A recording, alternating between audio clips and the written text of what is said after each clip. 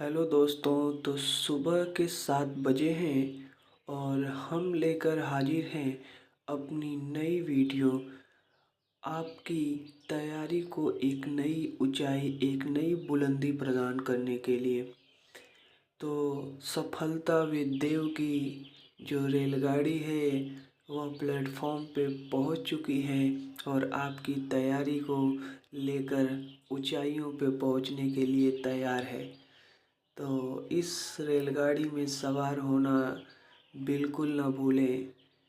तो चलिए हम लोग चलते हैं अगले क्वेश्चन पे, जो कि इसके पहले के वीडियो में हम लोग 1050 क्वेश्चन तक कवर कर चुके हैं। यदि आप नहीं देखे हैं और पहली बार वीडियो पर आ रहे हैं, इस चैनल पे आ रहे हैं, तो चैनल को सब्सक्राइब करना ना भूलें और वीडियो को लाइक करना प्लीज़। यह आप लोगों का सपोर्ट ही हम लोगों को आगे बढ़ाता है, जैसे आपकी पढ़ाई ही आपको आगे बढ़ाती है।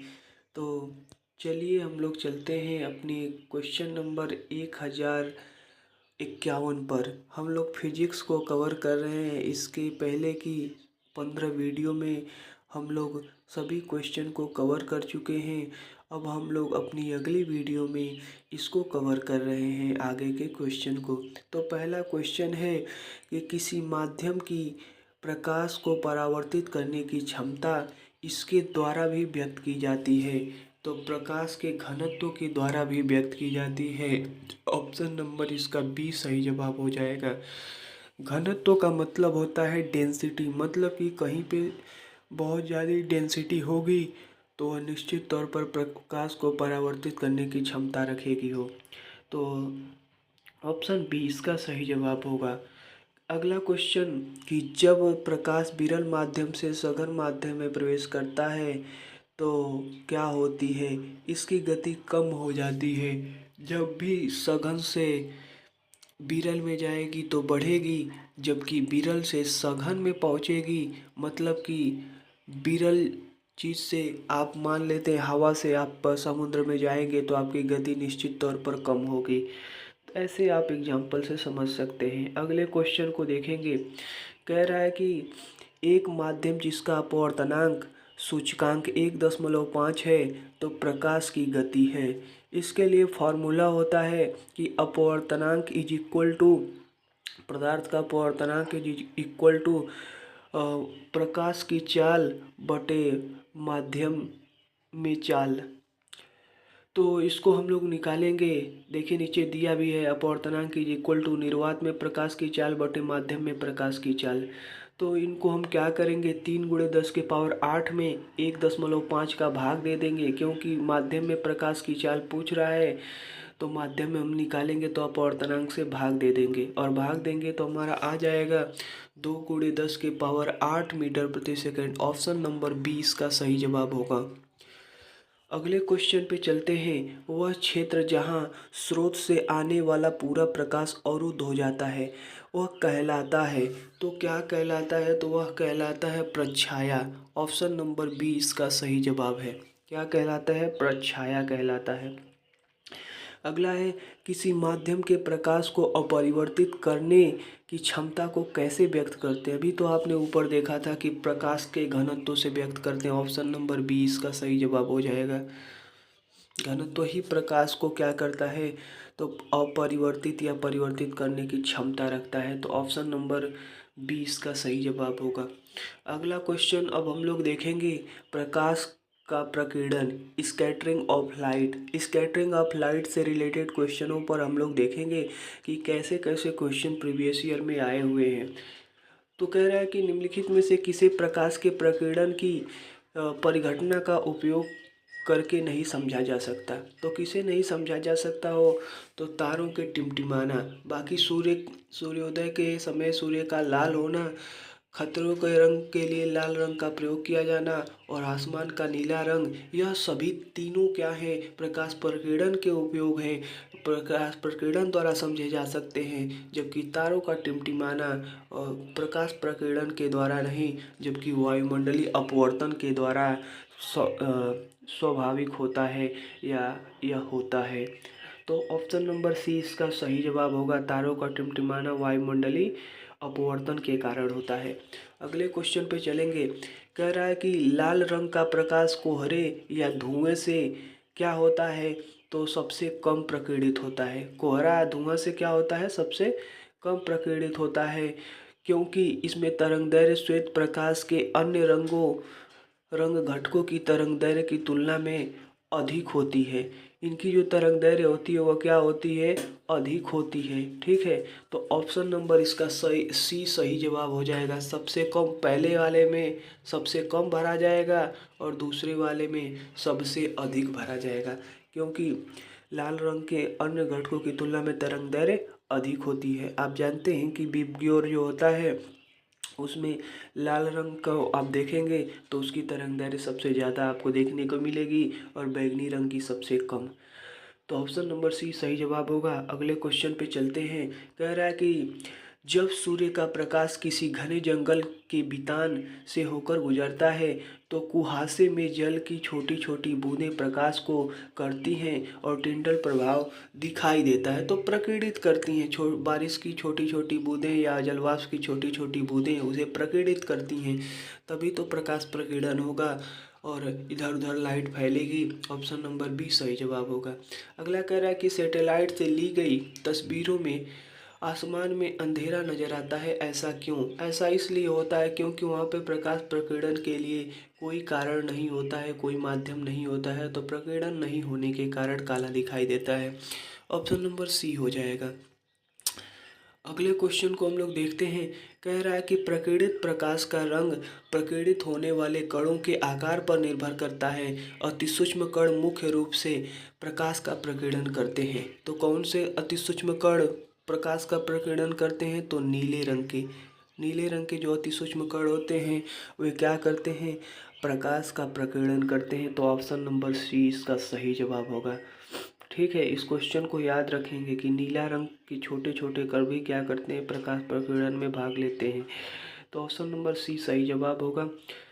कह रहा है अगला कि स्वच्छ आकाश का नीला रंग वायुमंडल में मौजूद दृश्य प्रकाश की तरंगदैर्घ्य की तुलना में आकार वाले कणों द्वारा प्रकाश के आकार के कारण होते हैं। तो किसके कारण होते हैं, तो प्रकीर्णन के कारण होते हैं और तरंगदैर्घ्य की तुलना में छोटे आकार वाले कण होते हैं। तो ऑप्शन नंबर क्या होगा, आप नीले वाले को देखे थे कि छोटे छोटे कण होते हैं, तो ऑप्शन इसका डी हो जाएगा। छोटे छोटे कण होते हैं और क्या होता है, तो इनका प्रकीर्णन अधिक होता है। ऑप्शन नंबर क्या होगा, डी होगा इसका सही जवाब।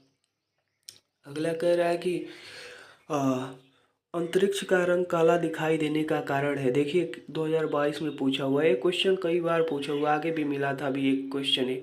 तो कह रहा है कि क्यों काला दिखाई देता है, प्रकाश प्रकीर्णन नहीं होता है। ऑप्शन नंबर सी हो जाएगा इसका। प्रकाश प्रकीर्णन नहीं होने के कारण काला दिखाई देता है। ठीक है, तो ऑप्शन नंबर सी। अब कह रहा है कि अगला क्वेश्चन कि वायुमंडल की अनुपस्थिति में आकाश का रंग कैसा होगा। वायुमंडल नहीं होगा तो आकाश का रंग काला दिखाई देगा। Option number D. अभी इसी को घुमा फिरा के पूछ रहा है। देखिए आरआरबी ग्रुप डी 2022 में पूछा हुआ क्वेश्चन है। कह रहा है कि के कारण जब प्रकाश किसी माध्यम के निलंबित कणों से होकर गुजरता है तो प्रकाश का कुछ भाग होता है अवशोषित होता है, सभी दिशाओं में उत्सर्जित होता है। तो इसके लिए कौन सा ऑप्शन सही हो जाएगा, प्रकाश प्रकीर्णन के कारण। ऑप्शन नंबर ए, प्रकाश प्रकीर्णन के कारण ही उत्सर्जित होगा, फैलेगा इधर का उधर। तो ऑप्शन नंबर ए इसका सही जवाब होगा। अगला कह रहे हैं निम्नलिखित में से प्रकाश प्रकीर्णन के अनुप्रयोग को पहचानिए। तो प्रकाश प्रकीर्णन में क्या क्या होता है देख लेते हैं।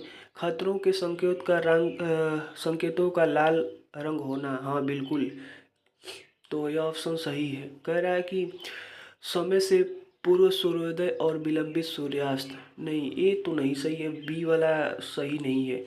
तारों का टिमटिमाना, सी भी नहीं सही है। डी टिंडल प्रभाव होता है प्रकाश प्रकीर्णन में।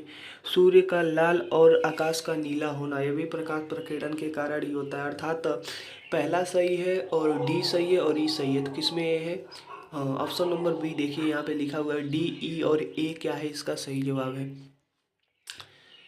तो कह रहा है कि गहरे समुद्र में पानी का रंग नीला किसके कारण होता है? प्रकाश प्रकीर्णन के कारण। आप एकदम ये पॉइंट एकदम रट लीजिए कि ये सब क्वेश्चन बहुत बार बनेंगे आपके एग्जाम में।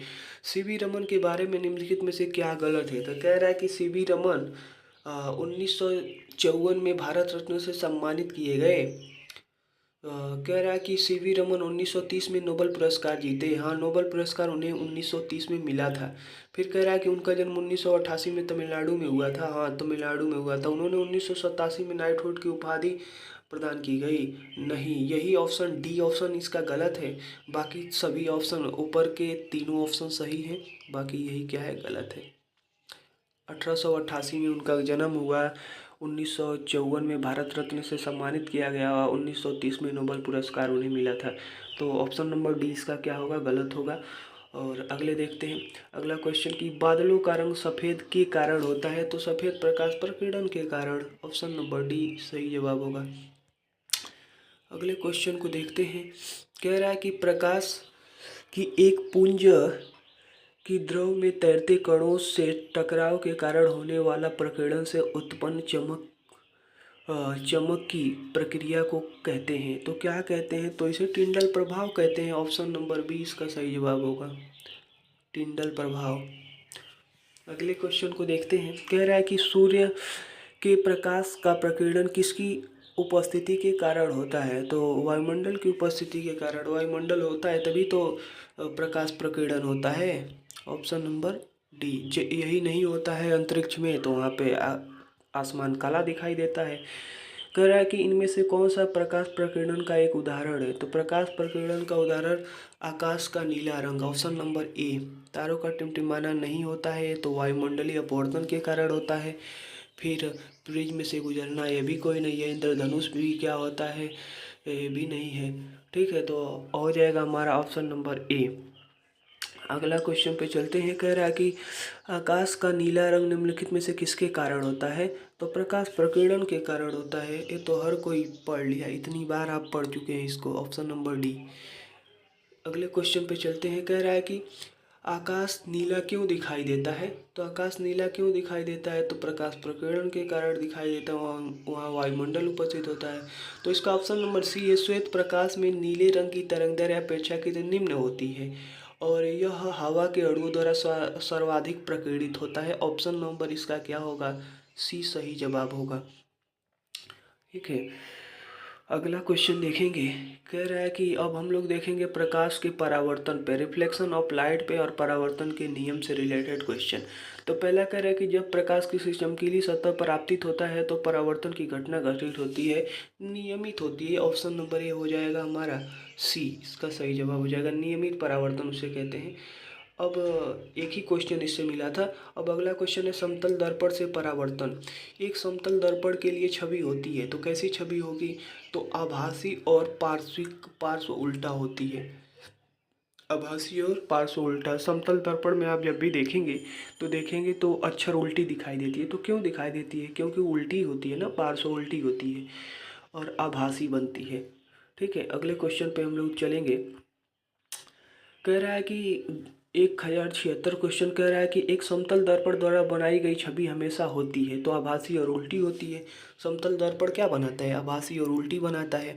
ऑप्शन नंबर डी इसका सही जवाब हो जाएगा। सॉरी, यहाँ पे बी दिया है, हमेशा आभासी और सीधी बनेगी। समतल दर्पण आभासी और सीधी बनेगी। ऑप्शन नंबर बी सही होगा, उल्टी नहीं, याद रखिएगा यहाँ पे। फिर यहाँ पे दिया था डी, पार्श्व उल्टी।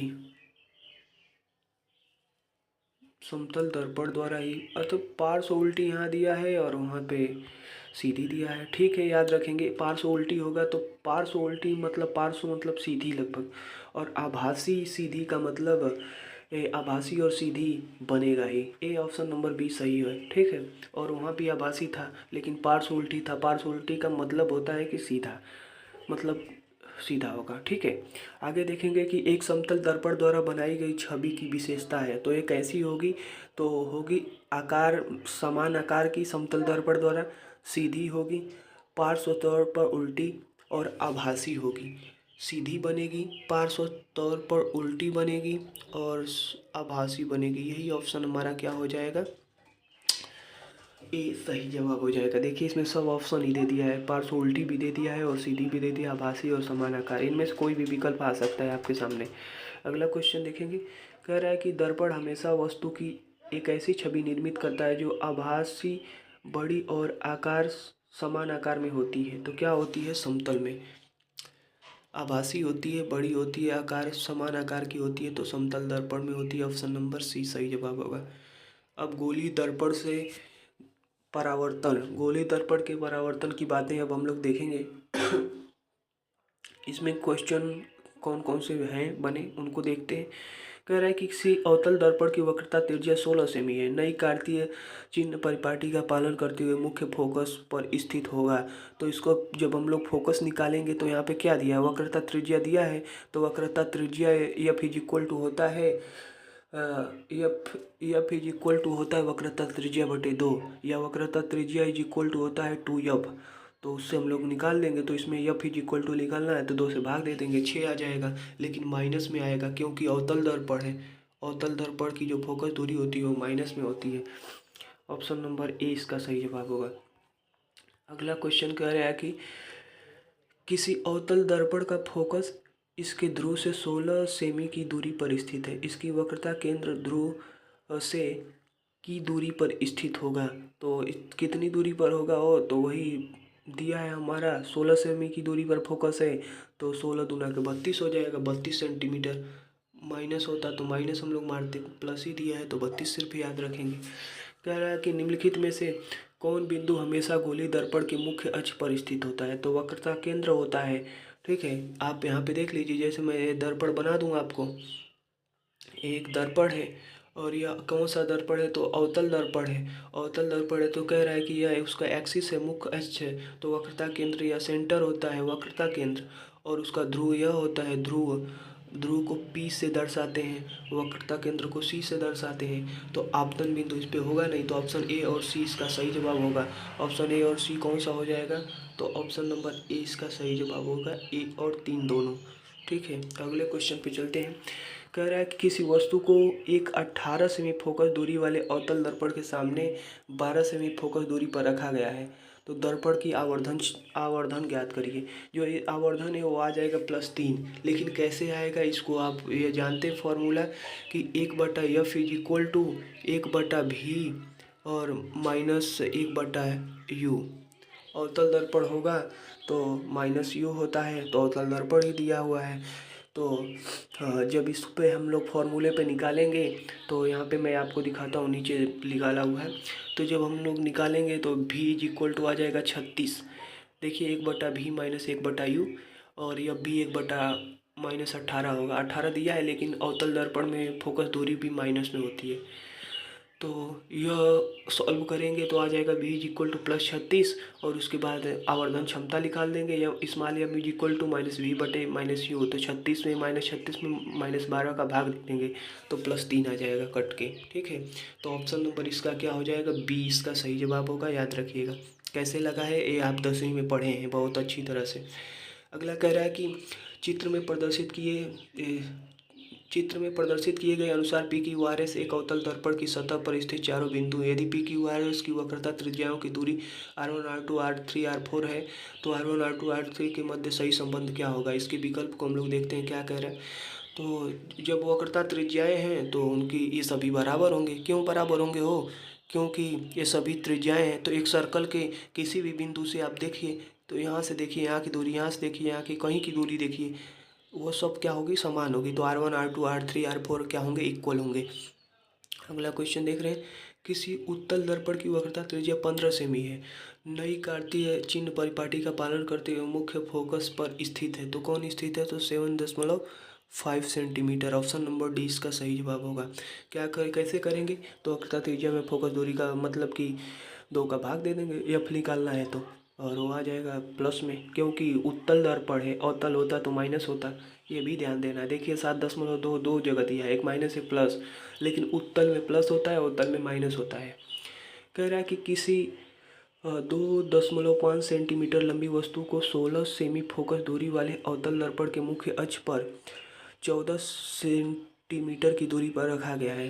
निर्मित प्रतिबिंब की ऊंचाई होगी। तो प्रतिबिंब की ऊंचाई पूछ रहा है, तो वही हम लोग फॉर्मूला लगाएंगे, 1/f equal to 1/v minus 1/u अवतल दर्पण है। तो इससे हम लोग क्या करेंगे, वस्तु की ऊंचाई ज्ञात कर लेंगे। तो वस्तु की ऊंचाई ज्ञात करेंगे तो ये आएगा कितना हो, तो 5 सेंटीमीटर। जब यहाँ से हम क्या निकाल लेंगे, दिया है फोकस दूरी दिया है और मुख्य अक्ष से दूरी दिया है। दो चीज़ यहाँ पे हम लोगों को दिया है। देखिए इसमें आप देखते हैं हम 1/16 दिया है फोकस दूरी, और फोकस दूरी 16 दिया है, और यू का मान दिया है 24, क्योंकि वह दूरी है जो 24 मुख्य अक्ष से दर्पण की जो दूरी है वो 24 सेंटीमीटर, मतलब कि प्रारंभिक दूरी यू का मान है। तो यू का मान जब सॉल्व करेंगे तो हम लोगों का आ जाएगा, यहाँ पे देखिए आ जाएगा v इज इक्वल टू -48, क्योंकि अवतल दर्पण है। और इसके बाद हम लोग आकार वाले या लंबाई वाले फॉर्मूले पर रख देंगे I/O में। तो I का मान निकाल लेंगे, O का मान 2.5 दिया हुआ है, और V का मान V/U का मान 48/24 है। तो I is equal to 5 centimetre आ जाएगा। यही ऑप्शन सही होगा। अगले क्वेश्चन को देखते हैं। थोड़े से लेंदी क्वेश्चन है, टाइम लगेंगे आपको लगाने में एग्जाम में, तो एक आध क्वेश्चन मिल सकते हैं ऐसे। और ये भी ग्रुप डी में पूछा हुआ है, सोच लीजिए कितना बड़ा क्वेश्चन है। अवतल दर्पण के समांतर प्रकाश पुंज परावर्तन के बाद मुख्य फोकस से होकर गुजरेगा। तो किससे गुजरेगा, मुख्य अक्ष से। Option number A, option number A इसका सही जवाब है। समांतर पुंज परावर्तन के बाद मुख्य फोकस से होकर गुजरेगा। ऑप्शन नंबर ए इसका सही जवाब है। अगला कह रहा है कि 1 सेमी आकार वाली वस्तु को 16 सेंटीमीटर फोकस दूरी वाले अवतल दर्पण के सामने 24 सेमी की दूरी पर रखा गया है। मतलब वस्तु की दूरी u इक्वल टू 24 है। तो निर्मित प्रतिबिंब होगा और उसकी ऊंचाई होगी। तो इसका ऑप्शन नंबर बी हो जाएगा। और प्रतिबिंब उल्टा बनेगा, अवतल दर्पण है तो उल्टा ही बनेगा। और जो उसकी लंबाई होगी, ऊंचाई होगी, वो 2 सेंटीमीटर होगी। कैसे, तो फिर वही formula 1/f is equal to 1/v minus 1/u। तो हम लोगों का दिया हुआ है 1/f दिया हुआ है, तो 1/-16 हो जाएगा, और is equal to 1/v minus 1/-24 कर देंगे। तो जब इनको निकालेंगे तो हमारा v का मान आ जाएगा, और v का मान आ जाएगा तो v/u हम रख देंगे, मतलब v/u 24 रख देंगे। और उसके बाद 1 सेंटीमीटर आकार वाली वस्तु दिया हुआ है, ओ का मान निकाल लेंगे। ये तो हमारा आ जाएगा 2 सेंटीमीटर। देखिए यहाँ पे लगाया भी है नीचे, बी का मान आया है -48, और फिर M is equal to -v/u equal to I/O वाले फॉर्मूले पे रख करके निकाल दिया है। तो आई का मान 2 सेंटीमीटर और उल्टा बनेगा। ऑप्शन नंबर 20 का सही जवाब होगा। अगले क्वेश्चन पे चलते हैं। अगला क्वेश्चन कह रहा है कि एक प्रकाशिक उपकरण यक्ष की फोकस दूरी -30 सेंटीमीटर है। तो यक्ष हो सकता है, क्या हो सकता है, तो अवतल लेंस या अवतल दर्पण हो सकता है, क्योंकि माइनस में फोकस दूरी उसी की होती है ना, उत्तल का तो प्लस में होगा, तो भी सही जवाब होगा। कह रहा है कि दर्पण सूत्र के अनुसार गोलीय दर्पण की फोकस दूरी किसके बराबर होती है। तो यह हो जाएगी u/v/u+v, यही वाला सही हो जाएगा, क्योंकि 1/v और 1/u करके जब हम लोग निकालेंगे 1/f को, तो यही आता है v/u+v। ऑप्शन नंबर ए इसका सही जवाब होगा। यह याद रखेंगे ना तो वो सवाल लगाने में बहुत आसानी होगी, क्योंकि v और u यदि कहीं मिल गया तो आप डायरेक्टली 1/f निकाल सकते हैं। तो यहाँ पे f का मान हो जाएगा u/v/u+v। ऑप्शन नंबर ए सही जवाब होगा। कह रहा है कि 2 सेमी फोकस दूरी वाले अवतल दर्पण की वक्रता त्रिज्या होगी। तो वक्रता त्रिज्या क्या होगी, 4 होगी। क्यों, क्योंकि 2 सेंटीमीटर दिया हुआ है, तो 2 गुणे फोकस दूरी कर देंगे तो हमारा कितना आ जाएगा, 4 आ जाएगा। या 2 इंटू एफ कर देंगे तो एफ में 2 दिया है, 2 दूना के 4 हो जाएगा। Option number B. अगले क्वेश्चन पे चलते हैं। कह रहा है कि उत्तल दर्पण के मुख्य अक्ष के समांतर प्रकाश पुंज होगा। तो क्या होगा, यह पर अभिसारित प्रतीत होता है। उत्तल दर्पण में मुख्य अक्ष के समांतर प्रकाश पुंज एफ पे अभिसारित प्रतीत होता है। ऑप्शन नंबर सी हो जाएगा इसका सही जवाब।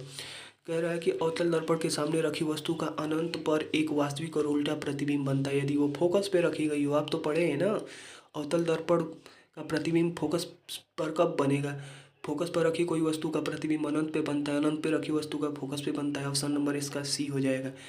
अगले क्वेश्चन पे चलते हैं। कह रहा है कि किसी वस्तु को 12 सेंटीमीटर फोकस दूरी वाले अवतल दर्पण के सामने 26 सेंटीमीटर की दूरी पर उसके मुख्य अक्ष पर रखा गया, उसका प्रतिबिंब कितना होगा? तो उसका प्रतिबिंब होगा 12 सेंटीमीटर और 24 सेंटीमीटर के बीच स्थित किसी बिंदु पर। ऑप्शन नंबर इसका सी सही जवाब हो जाएगा, याद रखिएगा। अगले क्वेश्चन पे चलते हैं। अगला क्वेश्चन कह रहा है कि गोली दर्पण द्वारा प्रतिबिंब निर्मित करने के लिए फोकस दूरी वक्रता त्रिज्या का सही चिन्ह परिपाटी निम्नलिखित में से कौन सा होगा? तो अवतल दर्पण के लिए यह ऋणात्मक होगा तथा आर भी ऋणात्मक होगा। ऑप्शन नंबर ए इसका सही जवाब होगा।